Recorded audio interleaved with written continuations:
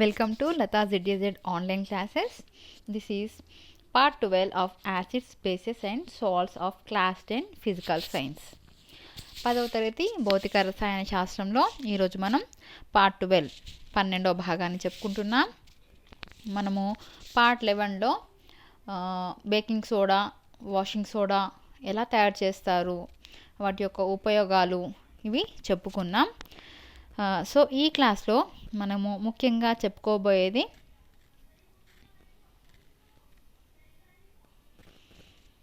స్ఫటికీకరణం అనే అంశాన్ని మనం ఇప్పుడు చెప్పుకోబోతున్నాం. స్ఫటికీకరణంలో నీటిని తొలగించడం ఎలా చేస్తాం అనేది మనకి ఇక్కడ ఉంది. చూడండి, ఇక్కడ ఒక స్ఫటికం అనేది ఉంది. స్ఫటికాలు చూడండి, మనకి ఉప్పు స్ఫటికాలు, చక్కెర స్ఫటికాలు, అవి ఒక స్ఫటికం యొక్క రూపాన్ని కలిగి ఉంటాయి. దాన్ని మనం స్ఫటికం అంటాము. స్ఫటికం అంటే ఒక నిర్దిష్టమైన ఆకారాన్ని కలిగి ఉండేది. మీరు చక్కెర లేదా గల్ల ఉప్పు చూసినప్పుడు వాటి యొక్క అవి ఒక రకమైన ఆకారంలో ఉంటాయి, ఒకే రకమైన ఆకారాన్ని అన్నీ కలిగి ఉంటాయి. దాన్ని మనం క్రిస్టల్స్, స్ఫటికము అని అంటాం. ఇక్కడ మనము ఒక టెస్ట్ ట్యూబ్లో, ఒక పరీక్ష నాళికలో కాపర్ సల్ఫేట్ స్ఫటికాలు తీసుకున్నాం. అయితే మనకి ఇక్కడ కాపర్ సల్ఫేట్ స్ఫటికాలు లేత నీలిరంగులో మనకి ఉన్నాయి. ఇవి మనకు దీని లోపల మనం చూసినట్టయితే వీటి లోపల నీటి అణువులు కలిగి ఉన్నట్టుగా మనకి తెలియదు, పొడిగానే ఉంటాయి. ఇవి పొడిగా కనిపిస్తుంటాయి, కానీ వీటి లోపల ఇవి జలాన్ని కలిగి ఉంటాయి. అంటే వీటి లోపల మనకి నీటి అణువులు అనేవి ఉంటాయి. మరి దీని లోపల నీటి అణువులు ఉన్నాయి అనే విషయం మనకి ఎలా తెలుస్తుంది? దీన్ని వేడి చేసినప్పుడు మనకు తెలుస్తుంది. ఇక్కడ మనం బున్సెన్ బర్నర్ అంటే ఒక బర్నర్ సహాయంతో ఈ పరీక్ష నాళికలో ఉండే కాపర్ సల్ఫేట్ని వేడి చేస్తున్నాం. వేడి చేస్తున్నప్పుడు ఏమవుతుంది? దీనిలో ఉన్న నీటి అణువులు ఆవిరిగా మారి ఇక్కడికి ఈ టెస్ట్ ట్యూబ్ గోడలకి మనం కనిపిస్తాయి మనకి. కాబట్టి వేడి చేసినప్పుడు ఈ స్ఫటిక జలం ఆవిరైపోతుంది. ఇలా ఆవిరైనప్పుడు ఏదైతే నీలి కలర్లో, నీలి రంగులో మనకి కాపర్ సల్ఫేట్ స్ఫటికాలు ఉన్నాయో ఇది తెల్లగా అయిపోతుంది. అంటే దీని రంగుని కోల్పోతుంది. ఈ తెల్లని లవణానికి, అంటే ఇది తెల్లగా మారిపోయింది వేడి చేసినప్పుడు, తర్వాత ఈ తెల్లని లవణానికి కనుక మనం తిరిగి నీటిని కలిపితే అది మళ్ళీ నీలిరంగుగా మారుతుంది. అంటే ఇక్కడ మనకి కాపర్ సల్ఫేట్ ఏదైతే ఉందో, నీలిరంగు స్ఫటికాలు ఏవైతే ఉన్నాయో ఇవి దీంట్లో నీటి అణువులు ఉన్నప్పుడు మాత్రమే ఇది నీలిరంగుగా ఉంటుంది. ఈ నీటి అణువుల్ని తొలగిస్తే కనుక మనకి ఇది తెలుపు రంగులోకి మారుతుంది. కాబట్టి ఇది ఒక ఆర్ధ లవణము. ఆర్ధ లవణము అంటే నీటి అణువుల్ని కలిగి ఉన్న లవణము. కాబట్టి ఒక లవణం యొక్క ఫార్ములా యూనిట్లో నిర్దిష్ట సంఖ్యలో ఉండే నీటి అణువులను మనం స్ఫటిక జలము అని అంటాం.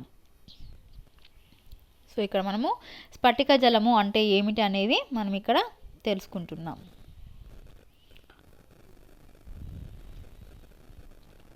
మరి ఈ స్ఫటిక జలం మనం తెలుసుకున్నాం. ఈ స్ఫటిక జలం ఉన్నప్పుడు కాపర్ సల్ఫేట్ యొక్క ఫార్ములా ఏమిటి అంటే, ఆర్ధ కాపర్ సల్ఫేట్ రసాయన ఫార్ములా CuSO4 5H2O. చూడండి, ఇక్కడ 5 నీటి అణువులు ఇది కలిగి ఉంది. ఈ 5 నీటి అణువుల్ని కలిగి ఉన్నప్పుడు మాత్రమే ఇది నీలి రంగులో కనిపిస్తుంది. అట్లాగే మనము వాషింగ్ సోడా చెప్పుకున్నప్పుడు కూడా చెప్పుకున్నాం, దాంట్లో 10 అణువుల నీరు ఉంటుంది అని చెప్పుకున్నాం. దాని యొక్క రసాయన ఫార్ములా Na2CO3 10H2O. మరి అదే రకంగా మనకి ఇంకో రకం పదార్థం ఉంది, అది ప్లాస్టర్ ఆఫ్ ప్యారిస్. ఈ ప్లాస్టర్ ఆఫ్ ప్యారిస్ అనే దాని యొక్క రసాయన ఫార్ములా CaSO4 సగం హాఫ్ H2O. అంటే చూడండి, ఇక్కడ నీటి అణువు ఎంత ఉంది? సగం నీటి అణువు ఉంది. మరి దీన్ని ఎలా తయారు చేస్తారు అంటే, దీన్ని తయారు చేసే పద్ధతి చూడండి. మనము ముందుగా జిప్సం తీసుకుంటాం. జిప్సం అనే పదార్థాన్ని తీసుకుంటున్నాం. జిప్సం దీని యొక్క రసాయన ఫార్ములా CaSO4 2H2O. అంటే దీంట్లో 2 నీటి అణువులు ఉన్నాయి. దీన్ని ఎప్పుడైతే మనము 373 కెల్విన్ల ఉష్ణోగ్రతకు వేడి చేస్తామో, దీన్ని నెమ్మదిగా అతి జాగ్రత్తగా వేడి చేస్తే పాక్షికంగా నీటి అణువులను కోల్పోయి మనకి కాల్షియం సల్ఫేట్ హెమీహైడ్రేట్ అంటే CaSO4 హాఫ్ H2Oగా మారుతుంది. ఈ కాల్షియం సల్ఫేట్ హెమీహైడ్రేట్ని మనం ప్లాస్టర్ ఆఫ్ ప్యారిస్ అని అంటున్నాము. దీన్ని ప్లాస్టర్ ఆఫ్ ప్యారిస్ అంటాం. మరి ఈ ప్లాస్టర్ ఆఫ్ ప్యారిస్ వల్ల మనకు ఉపయోగాలు ఏమిటి అంటే, మన శరీరంలో విరిగిన ఎముకలను తిరిగి సక్రమంగా అతికించడానికి వేసే కట్టులో డాక్టర్లు దీన్ని ఉపయోగిస్తారు. చూడండి, మనకి ఎముకలు విరిగినప్పుడు మనకి కట్టు కడతారు కదా, మనం దాన్ని సాధారణంగా సిమెంట్ పట్టి వేశారు అని అంటూ ఉంటాం. ఇక్కడ సిమెంట్ పట్టి అంటే అది సిమెంటుతో వేయరు, అది ప్లాస్టర్ ఆఫ్ ప్యారిస్తో వేస్తారు. కాబట్టి ఆ కట్టు కట్టడానికి మనకి ప్లాస్టర్ ఆఫ్ ప్యారిస్ ఇక్కడ ఉపయోగపడుతుంది. అదే రకంగా ఈ ప్లాస్టర్ ఆఫ్ ప్యారిస్ అనేది తెల్లగా ఉండే ఒక చూర్ణ పదార్థం, అంటే ఒక పౌడర్ అన్నమాట. దీన్ని నీటితో కలిపినప్పుడు మళ్ళీ జిప్సం ఏర్పడడం వల్ల అది ఒక దృఢమైన ఘన పదార్థంగా మారుతుంది. అంటే ఏదైతే ప్లాస్టర్ ఆఫ్ ప్యారిస్ ఉందో దానికి మనం నీళ్లు కలుపుతున్నాం. నీళ్లు కలిపినప్పుడు మళ్ళీ అది జిప్సంగా మారుతుంది, అంటే 2 నీటి అణువుల్ని తీసుకుంటుంది. ఈ జిప్సం అనేది చాలా గట్టిగా ఉండే పదార్థం కాబట్టి ఇది దృఢమైన ఘన పదార్థంగా మారుతుంది. కాబట్టి ఈ 2 ఫార్ములా యూనిట్లు CaSO4 ఒక నీటి అణువుని పంచుకుంటాయి. కనుకనే ప్లాస్టర్ ఆఫ్ ప్యారిస్ సంకేతం మనకి CaSO4 హాఫ్ H2Oగా ఉంది. ఈ ప్లాస్టర్ ఆఫ్ ప్యారిస్ను ఇంకా కట్లు కట్టడానికే కాకుండా బొమ్మల తయారీలోనూ, అలంకరణకు ఉపయోగించే పదార్థాల తయారీకి మరియు గోడలు ఇతర కట్టడాలు ఉపరితలాలను నునుపు చేయడానికి ఉపయోగిస్తారు. మనకి బొమ్మలు తయారు చేస్తారు. చూడండి, మనకి వినాయక చవితికి విగ్రహాల తయారీ ఏదైతే వినాయకుడి బొమ్మలు తయారు చేస్తారో అవన్నీ ప్లాస్టర్ ఆఫ్ ప్యారిస్తోనే తయారు చేస్తారు. అదే రకంగా మనకు దుర్గాష్టమికి దుర్గాదేవి విగ్రహాలు కూడా ఈ ప్లాస్టర్ ఆఫ్ ప్యారిస్తోనే తయారు చేస్తారు. అంతేకాకుండా గోడలు నునుపుగా ఉండడానికి కలర్ వేసే ముందు ఈ ప్లాస్టర్ ఆఫ్ ప్యారిస్తోనే పూత అనేది పూస్తారు. దీనివల్ల గోడలు నునుపుగా తయారవుతాయి. ఇది ప్లాస్టర్ ఆఫ్ ప్యారిస్ యొక్క ఉపయోగాలు.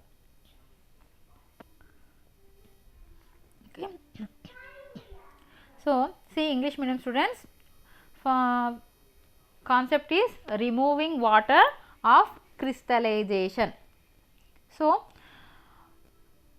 first of all, taking in a test tube, we taking the copper sulfate crystals here, copper sulfate crystals. This will be seen as to dry, but these are not dry. These copper sulfates have water molecules.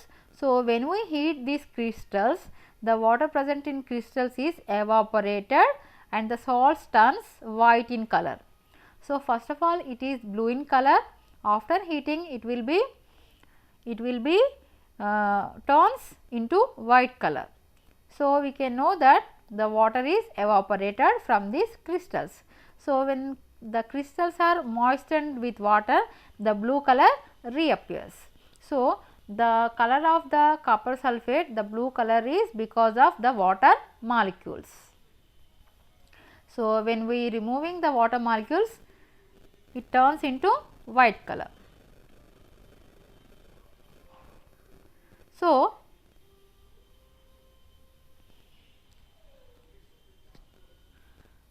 So what is water of crystallization means is the fixed number of water molecules present in the one formula unit of salt. So chemical formula of hydrated copper sulfate is CuSO4 5H2O. So this copper sulfate contains 5 water molecules. And also we learn in part 11 that washing soda contains 10 molecules of water, that is Na2CO3 10H2O. So like this, there is another one, that is plaster of Paris. This contains half water molecule, CaSO4 half H2O. So what is this plaster of Paris? How this is you have to prepare? See, on careful heating of gypsum. So gypsum formula is CaSO4 2H2O. When we heat this gypsum at 373 Kelvin, it loses water molecule partially to become calcium sulfate hemihydrate. Means CaSO4 half H2O. This is called plaster of Paris. Doctors use plaster of Paris as plaster of supporting fractured bones in the right position. So, doctors using this for fractured bones. So, how this plaster of Paris using in the fractured bones? See this. When we add water to this plaster of Paris, it takes 2 molecules of water and it becomes gypsum. So, this gypsum is a hard solid. Okay. Plaster of Paris is a white powder, and on mixing with water it sets into hard solid mass due to the formation of gypsum. So, 2 formula units of CaSO4 share 1 molecule of water. That is why the formula of plaster of Paris is CaSO4 half H2O.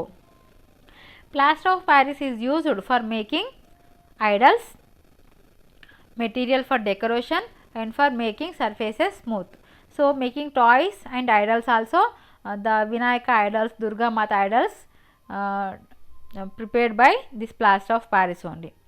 So ఇక్కడ మీకు ఒక doubt రావచ్చు, ఇక్కడ half molecule ఎలా ఉంటుంది, సగం molecule ఎలా ఉంటుంది అని. నిజానికి ఏమవుతుంది అంటే ఒక వాటర్ మాలిక్యూల్కి ఇక్కడ 2 CaSO4 అణువులు ఉన్నాయి. అందుకని ఒకదానికి ఎంత అవుతుంది, హాఫ్ అవుతుంది. కాబట్టి ఇక్కడ మనం హాఫ్ అని చూపిస్తున్నాం. నిజానికి ఇక్కడ హాఫ్ అనేది ఉండదు, అంటే సగం నీటి అణువు విడిపోయి ఒక్కొక్క దానికి విడివిడిగా ఉండదు. 2 CaSO4 అణువులు కలిపి ఒక నీటి అణువును పంచుకుంటున్నాయని అర్థం. ఓకే, ఇప్పుడు మనం వర్క్షీట్ చూద్దాం. సో వర్క్షీట్లో మనకి మొదటి ప్రశ్న, స్ఫటిక జలం అంటే ఏమిటో మీ సొంత మాటలతో వివరించండి. స్ఫటిక జలం అంటే ఏమిటి, ఇది మనకు అడిగిన ప్రశ్న. సో స్ఫటిక జలం చూడండి, ఇక్కడ మనకి ఉంది. స్ఫటిక జలం అంటే ఏమిటి, ఒక లవణం యొక్క ఫార్ములా యూనిట్లో నిర్దిష్ట సంఖ్యలో ఉండే నీటి అణువులను స్ఫటిక జలం అంటాం. ఇది మీ 1వ ప్రశ్నకి సమాధానం. ఇంకా 2వ ప్రశ్న,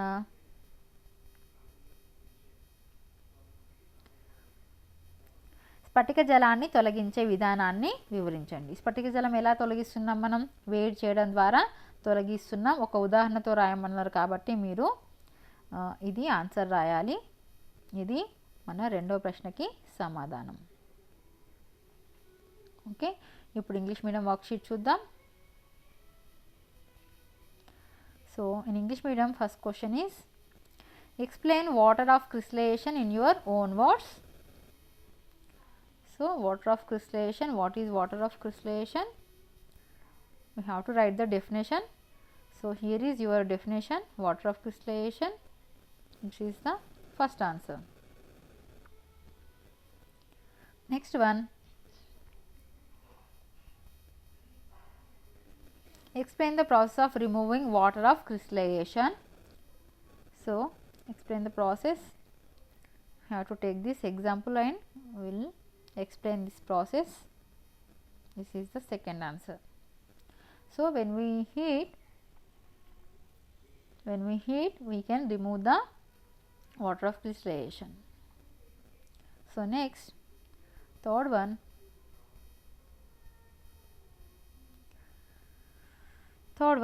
state the difference between gypsum and plaster of Paris. And fourth one, write any 2 uses of plaster of Paris. So first of all, we have to write the difference between plaster of Paris and gypsum. So here we have to write this plaster of Paris. On careful heating of gypsum, it will become plaster of Paris. So this is plaster of Paris. This is third one, first point, and second point you have to write this one. Second point in third answer, second point is this one, Plaster of Paris is a white powder and mixing with water it sets into hot solid mass due to the formation of gypsum. So this is second point of third answer. Okay, so fourth one is use of gypsum. So what are the use of gypsum? You have to write it.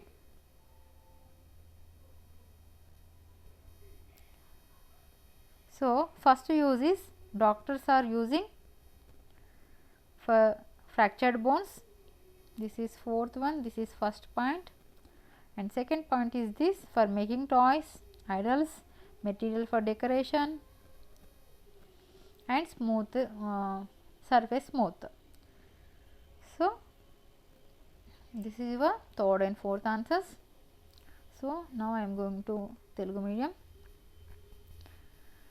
Telugu medium మూడవ ప్రశ్న gypsum plaster of ప్యారిస్కు గల భేదాన్ని తెలపండి. నాలుగవ ప్రశ్న plaster of Paris యొక్క ఏవేని రెండు ఉపయోగాలను తెలపండి. సో ఇక్కడ మనకి చూడండి ప్లాస్టర్ ఆఫ్ ప్యారిస్కి జిప్సమ్కి మధ్య తేడాలు. ముందుగా మీరు ప్లాస్టర్ ఆఫ్ ప్యారిస్ను రాయండి. సో ప్లాస్టర్ ఆఫ్ ప్యారిస్ గురించి వివరించడానికి ఇక్కడ నుంచి మనం ఇక్కడ వరకు రాయాలి. ఇది మూడో ప్రశ్నకి ఒకటో పాయింట్. తర్వాత జిప్సమ్ రాయడానికి మూడో ప్రశ్నలో రెండో పాయింట్. ఇది మన second point in third answer. Third సమాధానానికి ఇది రెండో పాయింట్. ఓకే, ఆ తర్వాత